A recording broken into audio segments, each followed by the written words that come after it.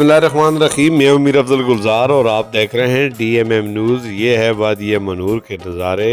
इस वक्त जन्नत जैसा माहौल है, हर तरफ हरियाली सब्ज़ा और मौसम बहार की आमद आमद है। चहचहाते परिंदे, लहलाते दरख्त और खूबसूरत तहद निगाह मैदान, आंसू झील, सांगू झील और बागनाड़ ब्याड़ी